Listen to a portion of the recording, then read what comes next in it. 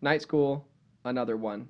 I don't know what Another order we're one. going to put them out. So This is just one of them. this is one. This might not be another. This might be the first. Could You be. never know. So I go to Eastlake. Brent's my pastor. Mm-hmm. Brent's been giving me books. I think I'm on the third one that he's given me. First one he gave me was Deep and Wide by Andy Stanley. This is his favorite pastor. And Andy Stanley's tagline is creating churches unchurched people love to attend. Brent's tagline, or Eastlake's tagline, is we try to be the best church for people who typically don't like church. Cool. So they're in a similar vein of what they're trying to accomplish. I brought up this book to Dad this morning, and his knee-jerk reaction to hearing it was like, what's the difference between trying to design church for people who don't like church and trying to tell people what they want to hear so that everyone likes it? Which I think is a good question. And Okay. you feel me? I get what he's saying. Because you could make church appealing to everybody if you just told everybody that Jesus wants them to do whatever they want, and like That is one way to make it appealing, but it would be a dishonest way, and I'm Right. sure it's not the way that Brent or Andy are doing it. It's not. Yeah. And I actually don't think it would be that appealing to many people because people be like, this is bullshit. This doesn't challenge me or teach me anything. Yeah, yeah. You know? Just whatever you do is fine. Yeah. Yeah. Just do whatever. Oh, well, I Yeah. don't need to come here then. Yeah. I think a lot of people don't go to church because it's actually not challenging enough. And it's just kind of like surface level, and it's just like be religious, say the creed or whatever, and they don't really get into any meat. Right. Like a lot of people watch Peterson's lecture about the Bible because they're hard to grapple, and he'll call you out, and Yeah. he's really mean sometimes, but in a really loving way, and it's good information, and so people watch that wouldn't go to church, and it's way more challenging than what's said in church. Yeah. So Yeah, and I think you're right. The idea that like people don't feel challenged enough feels true because I imagine a lot of churches don't want to put that much pressure on people because it's like, hey, come on, man, I'm here. right, It's Sunday morning and I'm here, I man. came here. Are you gonna punish me? Exactly. So like they don't end up nobody wants to apply that much pressure because it's already that's a lot Right. to ask. Yeah, And sure. it is, but it isn't that much if you don't actually like, care about it or if you're just showing up to show up. Yeah. Yeah. Then I mean, if you're just showing up to show up, you're gonna ignore what the pastor says anyway. True. So you might as well still be challenging. They ain't listening. Yeah. But it got me thinking about as a member of Eastlake, I want to create church that people who don't typically like church like. But I also need to ask myself, and I also need to ask Brent, what is it that people that we're targeting don't like about church exactly? Because that's an important question. Yeah. And if they don't like church because they believe that morality is 100% relative and rules are dumb or whatever, then we're not trying to design church to be appealing to them. Or if they don't like church because it happens on Sundays or whatever, we're not going for them. So I was thinking about it as I was talking to Dad about it, and I think a lot of it is like a lot of people don't like church because when they walk into church, it feels like it's designed for people who are already Christians. Like, all right, if you're on the team, this is relevant to you. Yeah. And if you're not, you don't know what these books we're talking about are, like these different books in the Bible. Yeah. You don't know what these Christianese terms like salvation that we're using even mean, and we're not stopping to explain it to you. Like preaching like people already agree Totally. is Yeah. one of the big ones, I think. And Andy Stanley in the book talks about double barrel preaching, as in preaching so that you're intentionally talking to an audience that you presume is partially people already on the same page with you on the Jesus thing, and people who just walked in, they don't have no biblical background knowledge. They have no idea what the Jesus thing even means. Yeah. They've heard of it, but Brent's really good at that. He stops to explain everything. If he uses a Christianese word, he stops and he's like, okay, this means this or that. And he'll also stop to say, you know, if you're not a Christian, then you might not believe this just because it's in the Bible, but here's why it kind of makes sense from a secular perspective. So Cool. he does that dualistic sort of preaching. Yeah. Yeah. And it sounds like one of the ways he learns how to do that is from studying Andy. Andy Stanley is like Brent's favorite pastor, and he uses him as reference material. Yeah. So anyway, so to get into the book, it's got 4 sections. Section 1 is on Andy and his dad's history as pastors. They're both pastors, and it's a cool story, but I'm not going to get into it because I want to get at the book's perspective on church history and what church is supposed to be, and then how Andy does that. That's what I think is most important about the book. The first section is really interesting. It's a really inspirational story because him and his dad go through a lot, and they don't give up on each other. and there's tons of rumors about them in public, and they don't let it tear apart their relationship, and Yeah.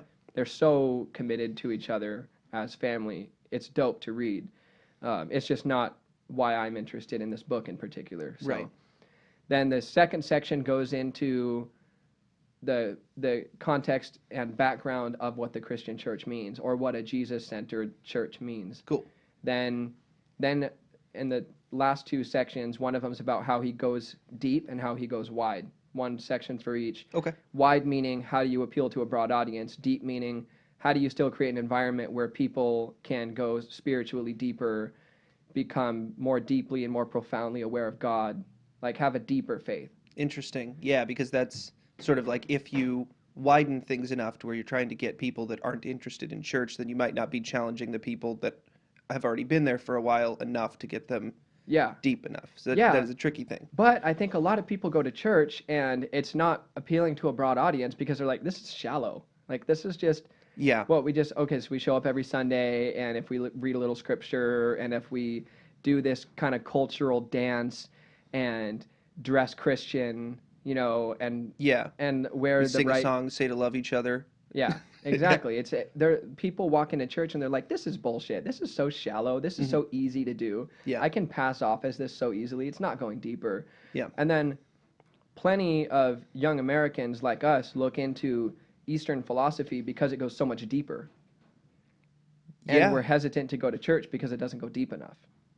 Yeah, that's true. Because a lot of like Eastern practices seem to have more focus on like things you do yourself or like work that you do alone, it feels like. Yeah. Not that like Christianity needs to be a different way from that, but it just kind of feels it feels like most like Christians in America now are like kind of it's something you do on Sunday in a group. Yeah. Yeah. It's social. It's Christianity seems to occur on the social and behavioral level in the US, and then the Eastern spirituality stuff seems to occur internally. Yeah. It's an internal journey. Yeah. I think good religion should be both. But it's kind of ironic because the West is the individualistic aspect of the planet, and Totally. the East is the more group, the more communal, the more communist aspect of the planet. Yet their That is spirituality interesting. goes more individual, and our goes more social. It's kind of weird how that happens. Yeah. I mean, it But- might be like a cultural need in a way that like those things kind of balance off that they need to have. Right. We need to have a more group thing because we have a more individual society. Yeah. More individualistic. Yeah. Exactly. And so yeah.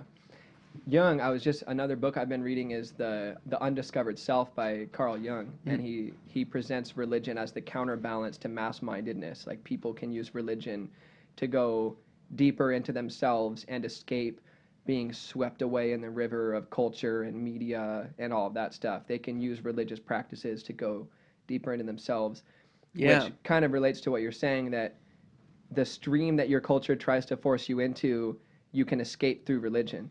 Yeah. But if your culture is overly individualistic, you can escape that and think more communally with your religious practices by going to church. Totally. And you'll hear a lot of people go to church on Sunday because they just want something to be a part of. My friends go there, it's a community, whatever. Yeah.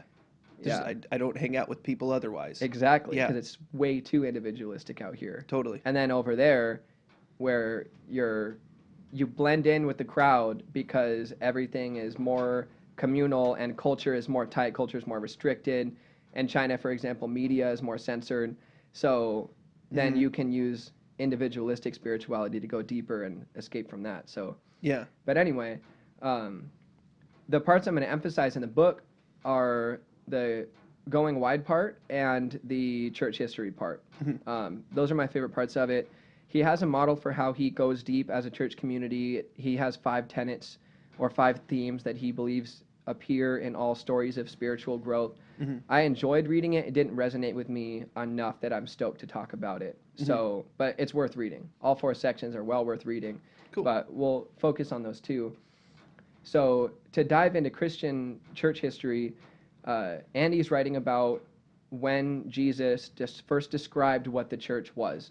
And it was when he was talking to his disciples and he's asking them, so what do you think I am? What do you think I am? Because his shit's always confusing and vague. And he's like, what do you think this means? All these mysteries of saying, We're still doing that. right, Yeah. we're doing that right now. So they give different answers, whatever. And it was Peter said, you're the son of the living God, da da da. He gave the right answer, and Jesus said, on this rock I'll build my church. And so he was saying, on the foundation that he is the Son of God, he will organize a gathering. But the word, and it's translated as on this rock I'll build my church a lot, but what he really said was, on this rock I'll construct my ecclesia, and ecclesia is more directly translated into gathering. But that's gotten messed up, and I'll go into in a second how that got lost in translation later. But originally what he was saying was, there's going to be a gathering of people. It's going to be organized and united around the idea that I'm the Son of God. That's what he was saying. So that's his first introduction to what Christian church or Christian gatherings are. So, and the original meaning of, I can't remember which Greek term is translated this way, but what they called following Jesus or being a Christian in the very, very early church days was the way. They called it the way, following Jesus. Yeah. Which is interesting to me because it points to the fact that there's a universally right way to live, and Jesus taught that. Yeah. That actually leaves room for the fact that you can discover the right way to live. Absolutely. Not So it's rather than reducing the Jesus movement to reciting a creed, Jesus is the Son of God, Jesus died for my sins, da da da. Now that I recited that creed, I'm going to heaven. Yeah. That's shallow and religious and dogmatic. Yeah. But there is a way, and Jesus was the perfect human embodiment of that way. Yeah. It leaves so much more room for open-mindedness and to look at traditions like Taoism, that the Tao Te Ching, their main book, essentially translates to the virtue that emerges when you follow the way. That's pretty much what it means, or follow the path. Yeah. If I could put a capital P on that. Yeah. It's easier to look at those and say, oh, there's a lot of commonalities here. That's interesting. Even if you're a Christian, you believe only Jesus perfectly embodied the way and everyone else is imperfect. You can still say, yeah, reading the Tao Te Ching is great. The guy's a lot closer to the way than you are. And I don't think he ever claimed to be perfect in the Tao Te Ching. He just had. And I would argue that Jesus didn't claim to be perfect either, because he was told that he was good one time after he did something good, and he said, I'm not good, God is good. So even that's debatable. But I love the term the way. Yeah. Anyway. Yeah. So here's where shit starts getting weird in the church. Constantine, a ruler of Rome, comes out in 313, establishes freedom of religion, and then afterwards comes out as a Christian. Okay. From that point forward, that was like one of those star-bellied Sneetches switch moments where it became cool, mainstream, acceptable to be Christian. Totally. So before then, Christians were so oppressed that Christianity lived under the radar. It was underground. It wasn't tangled up in culture as much as it became after Constantine made it all right to be a Christian. It was like secret meetings in houses kind of thing. Right. Yeah, and you could get fucking killed for doing it. Right. It wasn't a joke, but also that preserved it because it wasn't tangled up in all these other aspects of culture. Yeah. And people now will bitch about how Christianity's gotten tangled up with pagan traditions, and secular governmental, candles and robes and all that stuff. And it's weird because the heart of Christianity is not that. Yeah. The heart of Jesus is not that. But that's just the result of Jesus, his message, and the way getting entangled in the hit word of 2020, getting entangled in all these other cultures and religions. And the result was that it got watered down. Yeah. But not drowned. It got watered down, but the heart survived. Well, and you can still read the book. Exactly. The book still exists. You can go back to the source. Yeah, exactly. You can still read the words that Jesus said. Yeah. And so anyway, after 313, people started practicing Christian religion in buildings and temples that were established as specifically Christian churches, and they borrowed a lot of parliamentary governmental procedures like the robes and the candles and the big choirs and all that stuff. Sure. Those were like governmental rituals. But now that Interesting. Christianity was spreading on a larger scale, they weren't just doing their own thing in the dark anymore. So when that started happening, the word in Greek that actually gets translated to church is kirche, or kirch. I don't know how to pronounce Greek words, but kirch or church means building. So when you call a Christian gathering church, you're really referring to a building, which is an issue. Like you were just saying, for some people, church is just a Sunday thing. Yeah. Church can be just a Sunday thing, or church can just be even a building you go to at the beginning of your day on Sunday. That wasn't originally what Jesus said. It was like, I want everybody to gather in these buildings devoted to me and da-da-da. Right. He's referring to a gathering of people. So anyway, there's another story that Andy told about early church history a lot later, but still early to us. 1522 was the first time that the Bible was translated into English, because the Catholics and weirdos were only having it in Latin. And so they basically put the Bible and the Christian movement into this box where you had to go to them, and they were like a store where you could go for Christianity. Yeah. But it was all in Latin, and if you didn't understand, then they would have to translate it for you. Right. And they had their Bibles chained to the podiums in the temple. Crazy. So they wouldn't even let people have it. Yeah. Which makes the Bible sound way sexier, because a lot of people will say, like, I don't read the Bible because I think it was heavily influenced by the establishment and it's censored and tampered with. And there is evidence that the Bible's been tampered with in some aspects, although Christians don't like that typically. But the Bible is obviously powerful enough that people with bad intentions tried to hide it. Totally. And that makes it a little more interesting. Yeah. So it feels like forbidden knowledge. Exactly. Like the fruit kind of thing. So why is it forbidden, you know? Yeah. So, Richard Tyndale, the Catholics caught him, tied him to a post, strangled him to death, and then burned his body for sharing the Bible in English. He was a fugitive who traveled around the world running from the establishment, translating the Bible, and went down like Jesus, which is epic. That's a cool dude. Very cool. Savage. He translated words like, the Bible would say priest, but he translated it more accurately as elder. The Bible would say church. He translated it more accurately as not gathering, but congregation. So he also, not only did he translate it into English, but he was woke enough at the time to translate it more accurately to what the essence of the shit really meant. Yeah. Rather than what the religious establishment wanted it to, or like, instead of do penance, he translated it to repent. Because doing penance was like going to the fancy guy in the robe in the building and doing a little ritual with him. Yeah. So they're saying, all right, if you want God to forgive you, you got to come to our store and buy our shit, and he'll forgive you. You got to buy some merch. Exactly. Yeah. So Tyndale was like, no, it's not do penance, it's repent. It's not go buy forgiveness from the church. It's you can have a fresh start, you can do better, God has grace. It's a simple universal message, not this religious thing. So he was able to not only translate the Bible completely for everybody, but also correct some of the, like, it sounds like probably deliberate misrepresentations of some of the words and the way they were translated. Right. Yeah. Yeah. Deliberately translating it to bring power to an establishment. Yeah. And that's the stuff that Jesus had been raging against, like when he went and flipped the tables and everything. Part of the reason he did that was that to be forgiven for shit, you would have to sacrifice an animal, but you'd have to buy your sacrificial animal from this religious person at the temple. But to buy the animal, you had to use a specific type of currency. And to get that currency, you had to go to your priest's homeboy and pay him normal money for this obscure currency, and then he would tax you when you did that. Then you could bring that, and that's what Jesus was so pissed about. Yeah, He's saying, awful. You guys are supposed to forgive people and introduce people to God, and you're just ripping them off. This is bullshit. Yeah. They're still doing that in the 1500s, and they're killing Richard Tyndale for trying to point that out. Yeah, now they're doing it in his name.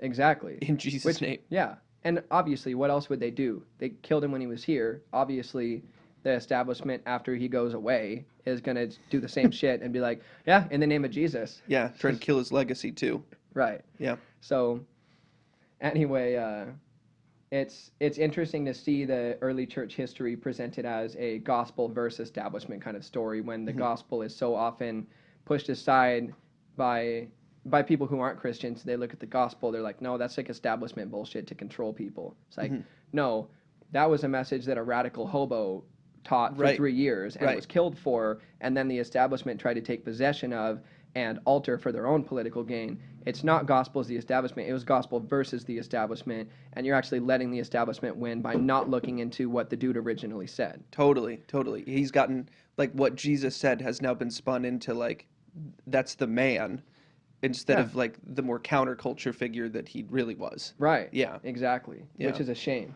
So it's good to read that church history and then look at that's the. Oh, there was just one more thing I was going to go into on church history, which was Andy pointed out that James had a message about how it was James and or Peter. I think they both talked about this, but when Jesus came around, he was fulfilling prophecies that were written by Jews. So he was called the King of the Jews. He was the fulfiller of the Jewish prophecies. But at the same time, he was introducing people with no religious affiliation whatsoever to his message and his gospel. So then the followers who walked in his footsteps after he was gone had to manage this cultural tension between the Jews and all of these hookers and shit that were following Jesus around. They were like, hey, we get God now too. And so that's the Jews and the Gentiles thing.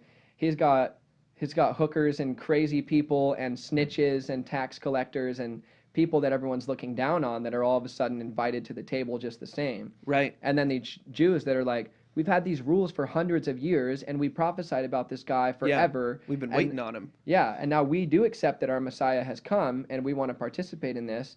But who are these people? They don't follow the rules and They didn't work as hard as me. Yeah, exactly. They didn't work as hard as me and they get to eat the wrong type of food. And so guys like James and Peter and Paul had to manage that tension after Jesus left. And there's a part in the Bible where I think this was James, might have been Peter. He's writing to these Gentiles. He says, it seemed good to the Holy Spirit and to us not to burden you with anything beyond the following requirements. Abstain from food sacrificed to idols, from blood, from the meat of strangled animals, and from sexual immorality. You'll do well to avoid these things. Farewell. The blood and strangled animal meat and that stuff, that's about respecting Jewish law. That's saying, like, be considerate of your Jewish neighbors here that you now share a faith with and follow some of their rules out of consideration for them because your brothers work together on this meet in the middle. Totally. And then saying, and just, and abstain from sexual immorality. So he's not putting a ton of rules on them. He's saying, like, all right, guys, let's keep it simple. Less of the weird sexual shit going on. Don't eat the animals. You're good. Yeah. Part of what Jesus was doing was simplifying the path to God and removing obstacles between people and God. Because people are like, we want to be close to God. The Jews were the great monotheistic tradition of the time. So if they go to the Jews and they're like, what should we do? And the Jews are like, well, cut the skin off of your penis. Like, whoa, so wait, let's actually stop right there. That's the first requirement. Yeah. So the Jesus followers, the Jesus teachers who walked in his footsteps were saying, and they addressed that question, that, no, you do not have to get circumcised. No, leave your penises alone. Just don't eat some of this food and don't do as much of the pervy shit. I don't know exactly what he was addressing with sexual immorality, whether the Jesus movement cared about the LGBT stuff is an honest, good debate.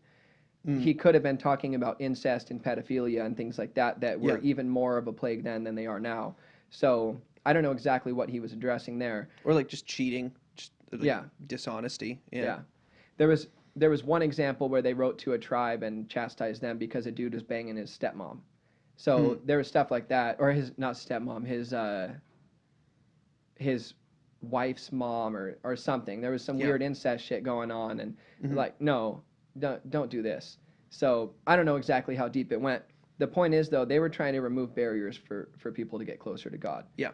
And he didn't necessarily present something that was easier, because it might be easier to follow a bunch of religious rules than it is to love your neighbor. But he was presenting something simpler and more universal that anybody could do.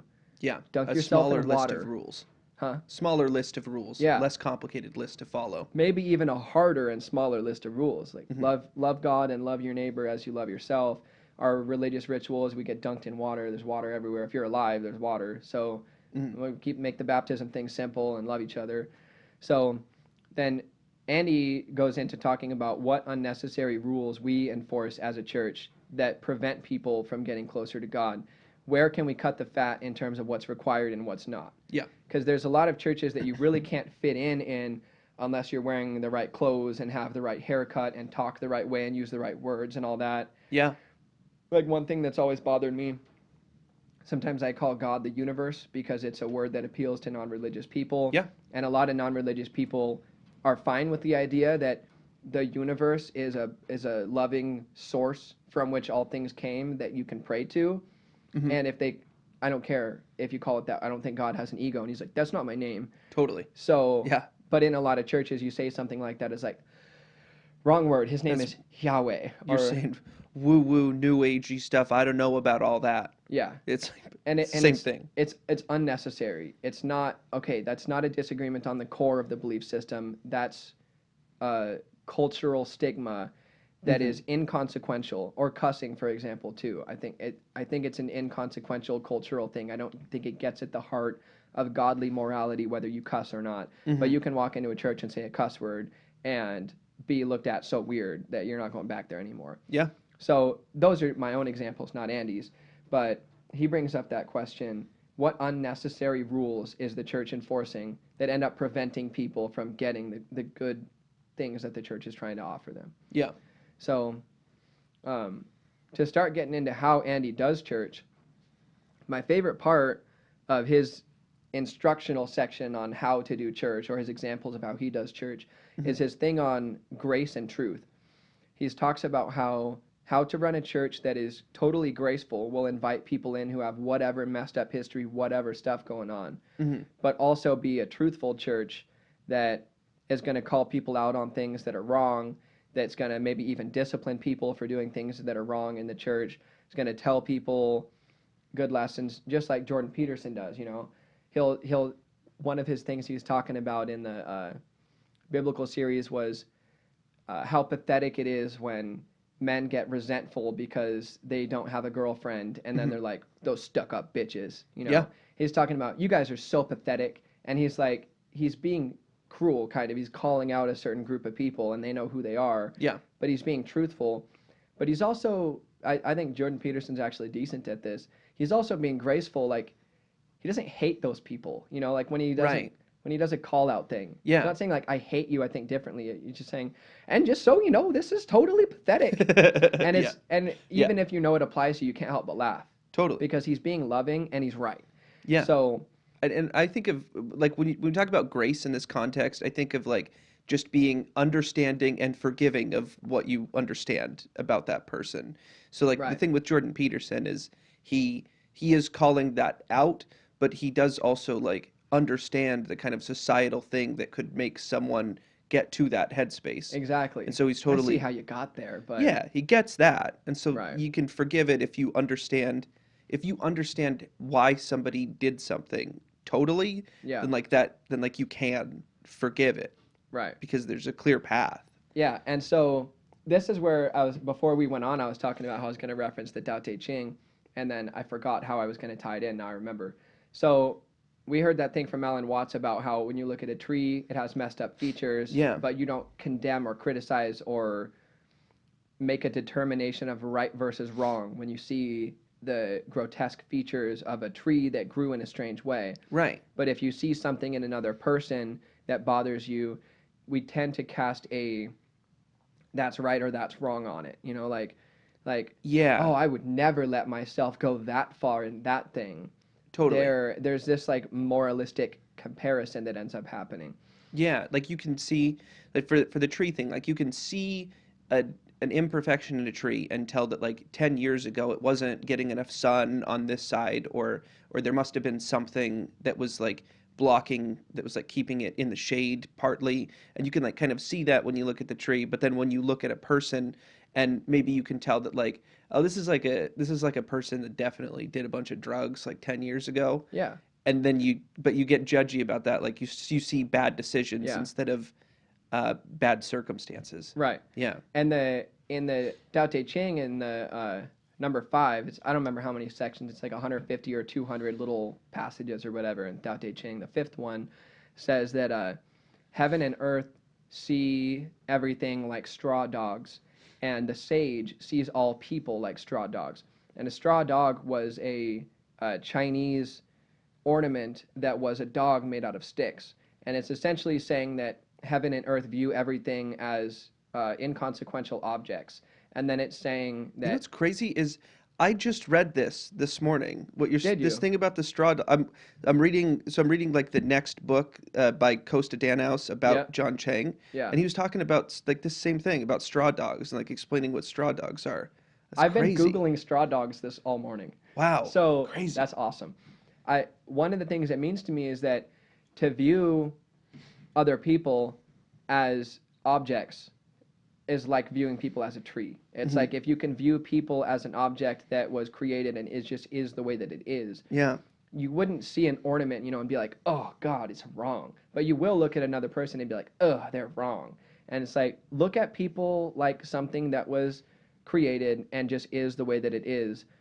And then the Spinoza quote that I wanted to bring up in the same vein.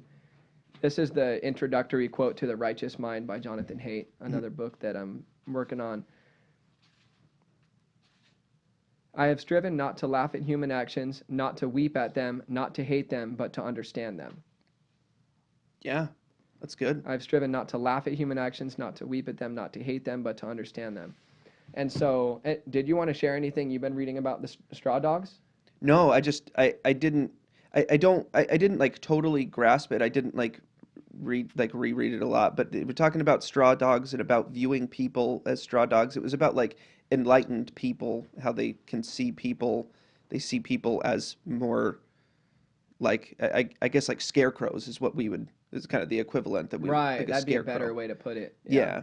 Yeah. It's so hard to translate the Tao Te Ching. It's Chinese language is so weird, and then all the Yeah. cultural references are so different. And Yeah, but it was just crazy that I've never heard the term straw dog before this morning, and hmm that's weird. yeah, that's awesome. Yeah. I was looking up like 4 or 5 different translations of Tao Te Ching number 5, and I felt like there was translators saying things like, heaven and earth are cruel. They see all things as straw dogs. The sage is cruel. He sees all things as straw dogs. And I feel like it's a passage that's easily misinterpreted because when you see everything with complete objectivity or objectify everything, you don't come to a place where you don't care about everything. You end Hmm. up at a place where you equally love and accept everything. Hmm. That's really what it brings forth. If you can look at people like trees and just, yeah, they grew the way that they grew, Yeah. you'll be way better at loving them toward a better future than if you're busy condemning and judging.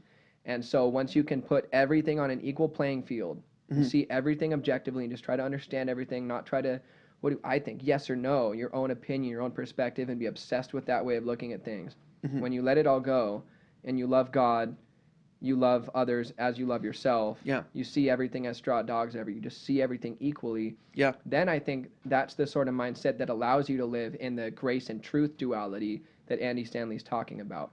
Because when you try to tell something to somebody that's truthful and perhaps critical, and your own judgment is attached to it, or you have a condemning attitude about it, they can Hmm. sense that. It creates insecurity and fragments your connection in the conversation. Yeah.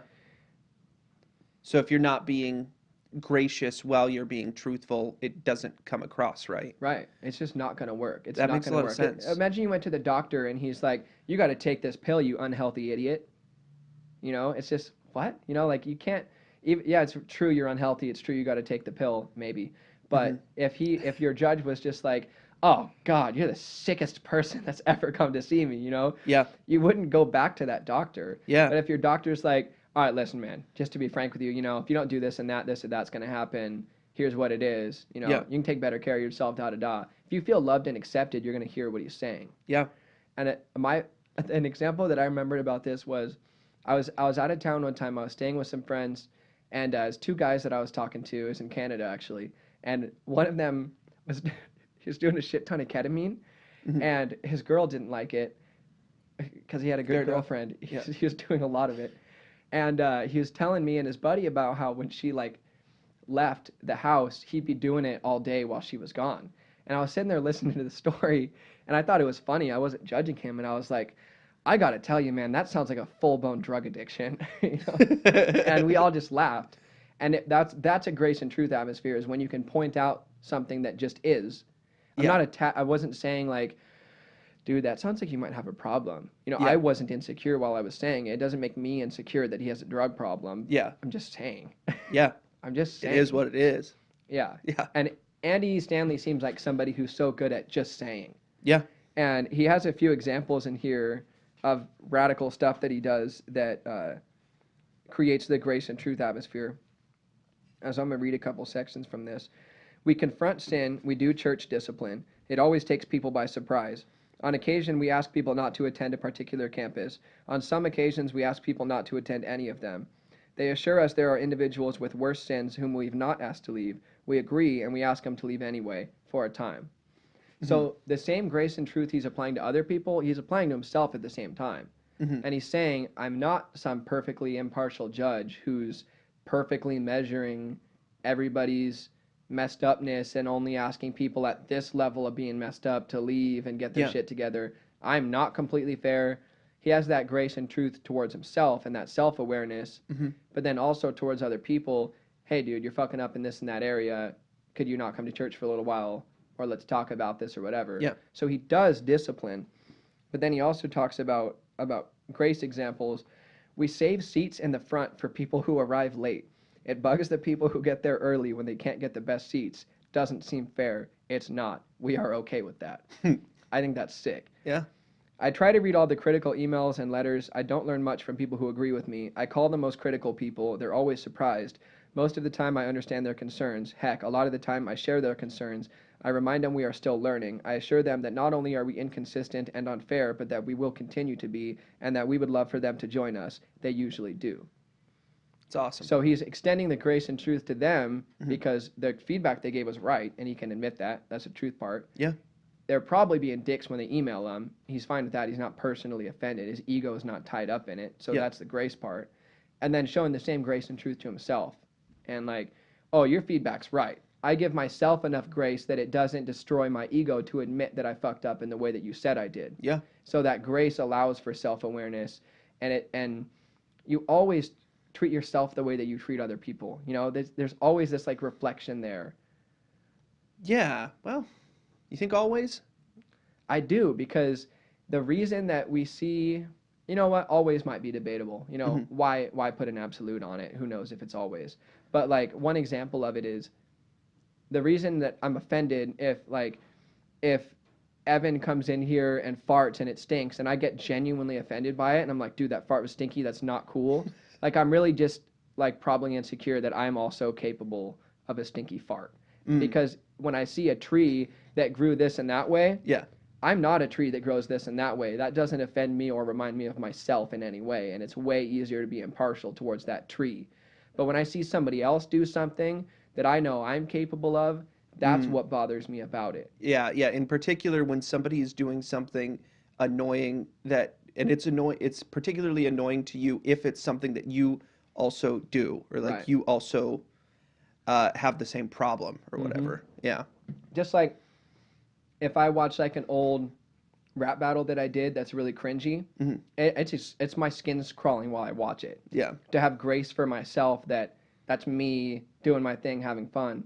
Yeah. I can't do it. Like I'm just like, oh God, or if you read like a Facebook status you wrote like 5 years ago that it's like, why did I think that needed to be on the internet? Yeah. It's so hard to look at it impartially. Yeah. With total grace and acceptance and like the truth. Oh yeah, that was mad cringy.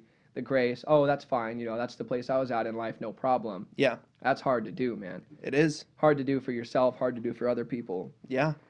I think Andy's a pretty cool model of it. This part right here. I give people permission to filter out the Jesus parts of my messages. Consequently, Jewish attendees often bring friends. They refer to me as a good motivational speaker. I'm fine with that. A Muslim attendee tweeted that he hums through the Jesus parts of my messages. I retweeted him. I don't know how much that has to do with grace and truth, actually. It's in the section. I don't see the grace and truth example there exactly. But it's a cool way to engage with people who aren't Christians as a Christian church. It is cool. With that. And I think it ties in nicely with like the notion of like the early church being kind of referred to as the way, and like the notion that there is similarities in and like mutually true things in different religions that overlap and are Right. universal. Right. There's a lot of similarities. There's a lot of things that a lot of Christian messages that Muslims and Jews could hear that would be beneficial for them. Yeah. And that extends to plenty of other religions too. Exactly. There's more overlap than not. Yeah. Yeah. And so if your focus is just to share messages that are good for people, Hmm. then why would it concern you whether they agree with everything that you say or not? Like, Right. it's not. And I'm gonna skip ahead to something he goes into later on, is he says, requiring faith in the Bible creates a barrier to biblical wisdom. Requiring faith in the Bible creates a barrier to biblical wisdom. So if you want to share an totally. idea that Yeah. you got from the Bible with somebody, and it's good for them, and it would enrich their life to hear and understand the idea, but you don't want to preach something to them, or I should say share something with them that you got from the Bible, unless they buy your narrative about what the Bible is and what it represents and who wrote it, then you're just depriving them of something that would be good for them. Like if there's a peach tree here, and I want you to eat a peach because I'm eating a peach and it's good. I'm like, I wish my brother had the peach too. But I'm like, instead of handing you a peach, I'm just like, all right, first you have to swear religiously that this is a perfect tree. Yeah. And if you agree that the tree is perfect, Yeah. then you can have a peach. How many fucking people are going to get a peach off of that tree? Right. Right. Whereas if you're just like, hey guys, these are good, wow, where'd you get these? Like, oh, I got that idea from the Bible, and it's been good for me. Like, Yeah. shit, maybe I might actually read it. Yeah, that makes me think of like this is how, like, say 5 years ago, this is how I kind of thought about Christianity, and I think this is a pretty common narrative for a lot of people. Like it's like the whole thing. Well, the whole thing is dumb because look at this part. Look at this big boat Yeah. that had two of every animal. Yeah. Really? You think that's how wood works? Yeah. It's like that becomes like a barrier to, like, I'm not going to listen to what Jesus said because I don't believe in this stupid boat. Right. But like it's not. It's so separate, Right. and it's debatable whether that story's literal. It's Exactly. Yeah. And then another, I can't help but talk about Peterson when I talk about the Bible and how it's been practical and useful, because he's the only person Yeah. that has ever articulated biblical themes in a way that's practical and intellectually and emotionally and spiritually challenging to me. That it's relevant and it's challenging and it's not religious in particular. And in one of the first biblical lectures that Jordan Peterson did, he said, this book, this old mysterious book, it's only reasonable to see what we can glean from it. And Yeah. for real, it Totally. is. Yeah. It's the first book ever printed in the West, the most translated book of all time, the most distributed book of all time, a book that the establishments tried to kill over and over again and never succeeded. It's Yeah. interesting. It's our #1 hit book. Yeah. Don't read it though, because you can't read it unless you agree from the outset that it's perfect. Yeah. And you agree from the outset that it was literally authored by a magical guy that you have to worship before you even open it. Yeah. And there's so many Christians that don't even read it because they're frightened by it. Yeah. Because it's so spooky to them that they just don't pick it up. Like, Totally. oh yes, the Bible is the Word of God. Oh yes. Like, oh, when was the last time you read it? Yeah. Years ago, because you're scared of it, because of your because of your unrealistic religious conviction that was forced on you by someone else. Right. So you don't even want to read it. Convictions to things that like aren't even really in the book itself. Right. Yeah. Right. And it says like, don't add to this, don't take away from this, don't tamper with this or whatever. But it doesn't say like, don't open this book unless, Yeah. just, dude, read something in it. And everybody likes James. Anybody, if you hate Christianity or love Christianity, you love the book of James. It's 3 pages and it's like, real religion is don't be a dick. And it's just like simple common sense stuff. Yeah. There's parts in the Bible that everybody would be like, yeah, that's cool. Totally. So anyway, I thought that was a good point, and I thought it was brave of him to say, because he leads a Christian audience, and there's plenty of people who'd be offended by the idea that you don't have to have faith in the Bible to benefit from the Bible. It's actually a ballsy thing for him to say. Yeah. So I talked about the double barrel preaching, right? Like, Yeah, but what are the two barrels? like one barrel is the Christians, one barrel is the non-Christians. Like Oh, fire yeah. out both barrels at the same time. Okay. Yeah. So yeah, I already covered that part. So the only other theme that he shared that I really thought was worth touching on, well, not the only other one, but only other one I'm gonna, He talked about how the church needs to want things for people, not want things from people, and that when you want things for people rather than wanting things from people, it's easier to balance, not even balance, but integrate grace and truth. Because if I tell you something truthful because your behavior offends me, then it's not going to land. If I tell you something truthful because I think your life could be enriched by hearing the advice, you're going to listen. So your intentions, whether you're giving someone feedback or giving someone discipline or giving someone direction or whatever, because you want something for them, just like, dude, eat this peach, it's good. Yeah. Rather than I'm telling you something because it makes me insecure that you don't agree with my religious convictions, and I'm trying to convince you to make the same oath about the tree that I did because it makes me insecure that my brother doesn't have the same oath, the same tree oath as me, or whatever. Right. He talks about how what you want for people when they walk in the door is going to set your intention and then is going to set the way you're perceived by those people. And it seems to me that an individual is capable of selflessness, but an establishment isn't. An establishment is something that we construct and then takes on its own ego. And then if we end up allowing that establishment to drive our efforts, we're only putting forth effort as a church to push and widen and broaden and financially benefit our church, our establishment, which by definition cannot be selfless because an establishment just wants to grow. It's just a machine. Yeah. You build a machine, your establishment, and then it wants to grow, and then you start serving the establishment and the machine, Yeah. and you're only serving its growth. And if a flood comes tomorrow and wipes it out, you have nothing left. You built a robot, you built a machine, an establishment, you served it as its slave. Yeah. I want to make my church bigger. What was our attendance this morning?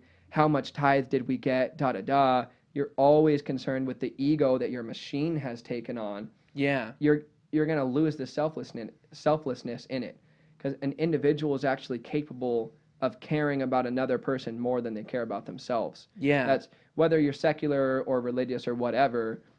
Plenty of evolutionary biologists make arguments for why you can care about the group above yourself and how that's beneficial to the hive and whatever. Yeah. But individuals are capable of selflessness.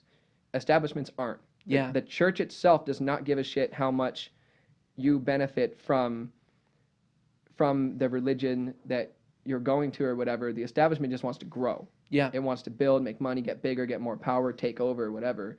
And so when you look at like why the church establishment way back in the day wanted to hide the Bible, it was just all for the growth of the establishment. Yeah. It's just, well, if people get the Bible, they're going to stop buying our products that we're pushing, the ideas we're selling. They're going to stop buying them, and they're going to get them for free from the book themselves. So we need to hide this so that we can grow and become a bigger establishment. For what? Yeah. For what? For bigger numbers. For bigger numbers. It's like that. That's a thing that happens when something gets big enough, or like a group of people gets big enough. At a certain point, it starts becoming about numbers and less about individuals. And I don't know how many people that is, but it happens at some point, and then it's hard. Dude. I don't know how you turn that around once it does start becoming about like, well, how do we pump up these numbers? Well, one of the things that Andy talks about to prevent your church from leaning in that direction is to have a vision statement that is constant, but then have models or modalities for how you do church that can always change and be adapted. I feel like that's one way to avoid that from happening, because when people are genuinely applying themselves and being creative and trying new things, their heart is still in it. It takes heart to have creativity.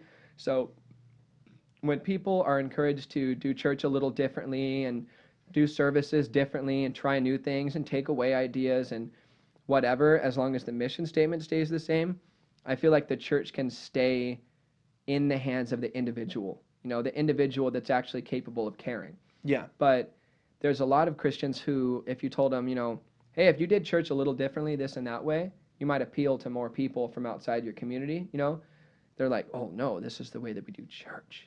This is the way that we do church. We can't do church different, because they actually worship the church. They actually worship their religious ceremonies. They worship the way that they think church should be done. They don't worship God. Yeah. They don't. And that might sound harsh, but Jesus said that. He said you can worship money, you can worship God. You can't worship both.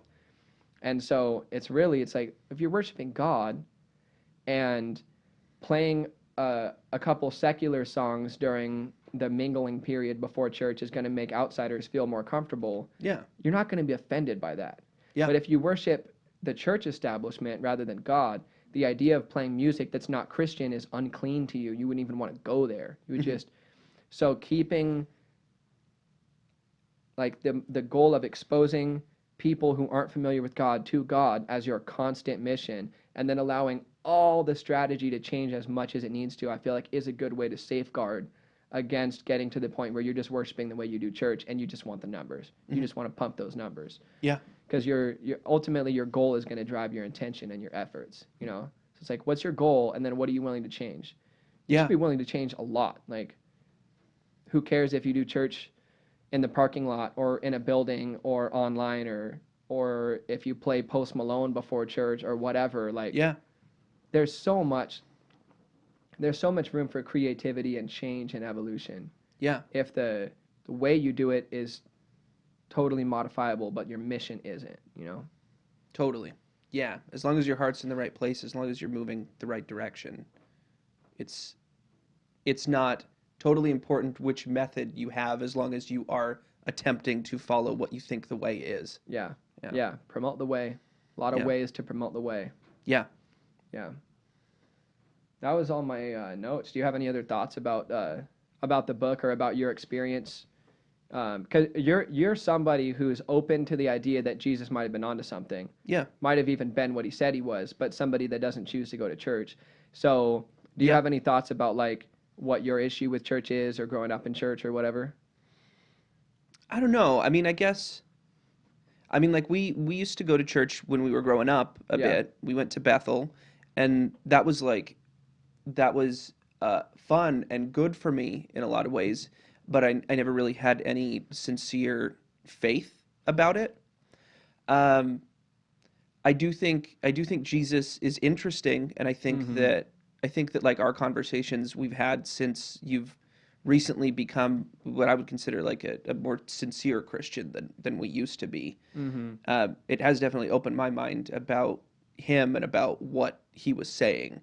Um, I don't feel super inclined to be going to church at this point because it doesn't necessarily feel like something that would make me spiritually grow all that much. Mm-hmm. Uh, and I've been reading things and thinking about things, and I do feel like I'm finding spiritual growth in other ways. So Yeah. church isn't something that feels all that appealing to me Yeah. right now I've, because I am looking I've for a way. I'm yeah, looking. you're looking for the way, and there's a lot of truth seekers that stay away from the church because a lot of churches are thought police. And if you're seeking truth and you just want to know, all right, whatever's true, you know, whether I find it here, find it there, find it wherever, Yeah. I want to know what's true. And then you go to church and you get the idea planted in your head that you're wrong, sinful, even maybe aligned with the devil by looking into something else. And Hmm. it's like, just let me. Yeah. Nietzsche warned against going to church. Nietzsche said, stay away from churches because they're mass-minded thought police, and you can't seek truth if you are in a church. Yeah. I think there are churches where you can. Sure, you I've certainly can. Yeah, As long as you keep your mission in mind, you can right, still keep seeking truth in any church. yeah, But I think that most people in most churches, yeah, I'm good with that. Most people in most churches aren't really seeking truth. right, Yeah. right, yeah, and especially not seeking truth, like not seeking truth in a self-motivated way, for sure. You know, there are people who wake up in the morning and they're like, I want to find something true today. I want to find a little bit of the way today. I think you and me both can wake up in the morning and say that. Yeah. And there's a lot of people who aren't, it's not like their own drive to seek truth, that they love God and they want to know the truth. It's Hmm. just kind of, you know, well, these people say this is true, and in those people's defense, if you go to church and you notice your life getting better because you're going to church, maybe you can't articulate why exactly it is, but you just know when you go to church your life is better. Fuck Yeah. yeah, keep going to church then. Yeah. If your life is better, I take vitamins. I don't know what they do, but they make me feel better, so I keep taking them. Yeah. So if that's your whole take on religion, is just like, here's my religious practice. I'm not an apologist or a philosopher. I just do this because it works for me. Yeah, that's plenty of things that I do. I don't know the science of cold showers. I just know they wake me up in the morning to take cold showers. Yeah. You know, we happen to be interested in religion and philosophy. You don't necessarily have to be. Yeah. But I've always felt like at Eastlake, there's no thought policing going on. Like That's dope. before I was someone who would profess that Jesus was what he said he was, I was talking to Brent. I was reading The Supreme Identity by Alan Watts, which is an essay on, what was the subtitle? The Supreme Identity, an essay on Oriental metaphysic and the Christian religion. And he's talking about the overlap between the Christian God concept and the Eastern kind of Tao way concept. And I was telling Brent about the book because I'm like, this is like, I need to like wake up this Christian pastor, like, I'm like, I need to show this motherfucker some real truth, Yeah. So I'm trying to like preach my own New Age gospel to Brent because he's a Christian pastor. And I'm like, this guy's brainwashed. And he's like, dude, honestly, if what you worship or consider God is loving and good and everything like what I worship, I feel no need to tell you that what you worship is different from what I worship. You call it something a little different. If a Muslim comes in and they worship a God of love and truth and mercy and justice or whatever, I really feel no need to tell them they're worshiping something different than me. Yeah. I think my path is the best path. Obviously, I'm biased, but at that point, I felt kind of deflated. I was just like, I wanted to argue. Yeah. I wanted to.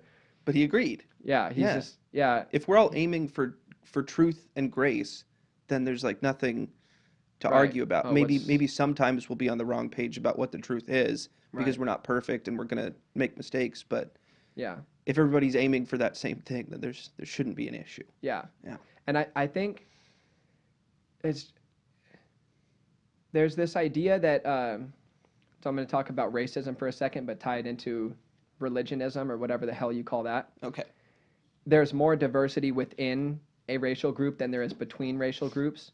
To say that if you take the average Hispanic person, the average black person, the average white person or whatever, and compare them and how different are we really, there's greater diversity within group, as in two white people can be way more different than each other than the average white person and black person are from each other. You get what I'm saying? Totally. So that's the truth with races and nationalities, is that there's more diversity within group than there is between group, which makes racism silly because it's like, okay, well, if you stereotype black people as this or that, you could easily find a white person who's way more this or that than the average black person. So it's irrational. Yeah. I feel like it's the same thing with religion, where I can easily talk to a Buddhist or a Muslim about what I really believe and what they really believe and have a lot more in common than talking to a fundamentalist Christian who thinks that if you don't recite the Jesus Creed, you're going to hell. It's like, oh, we're not the same religion at all. No. This is not the same thing. You're talking about some sort of like bizarre, unfair game where you have to figure out the right spell to say within your time frame, and then you get to live forever. Like, that's not what I'm saying. It's bonkers. And I know I look at that, I'm just like, I claim to be a Christian, you claim to be a Christian. Those are words. That's not really, what are we really saying? Let's get down to what we really mean. Yeah. So we didn't get into what Andy means by deep, because his modality he's called a discipleship model, or like his church's framework for thinking about what it means for people to deepen their faith doesn't resonate with that much with me. But I do think when you really look at why people don't go to church, it's very possible to be a church that is appealing to people who don't like church and is spiritually deep. Mm-hmm. And it sounds like part of the reason you don't go to church is because it's not spiritually deep enough. Yeah. And it's like, I could go listen to... yesterday, Brent taught about... started a series on empire and how America is the latest manifestation of empire, mm-hmm. and how it's important to keep in mind what that is and the fact that it's destined to fall and all of this. Cool information to know, right? Yeah.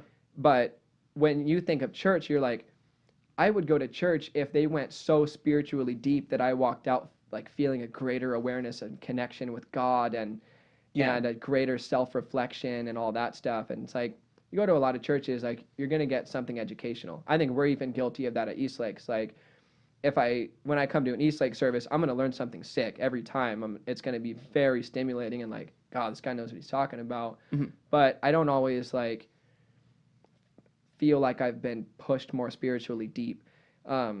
But Andy does talk about how one of the necessary components of going spiritually deeper is to have a private spiritual discipline. Mhm. And that really is where that stuff happens. That's where I go deeper with God or become more Yeah. deeply aware of God or whatever it is. Last night, I read the book of James and read like 12 Tao Te Chings and then meditated a little bit. And those things bring me deeper. Yeah. Going to church on Sunday is educational and community oriented. That So- makes you wider. Huh? That's wider. Wider? Yeah.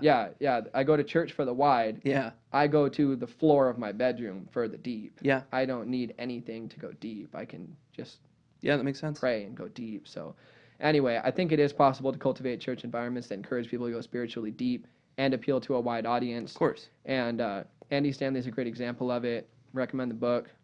Thanks, Brent, for recommending it. Sounds awesome. Yeah. Any final thoughts? No. Sounds like a cool guy. I like it. Yep. Night School. Thanks Night to School. Eastlake and Uptown Theater for letting us use their podcast studio. Appreciate it. Thank you, Evan. Thank you, Evan, for filming. Night School. Good game.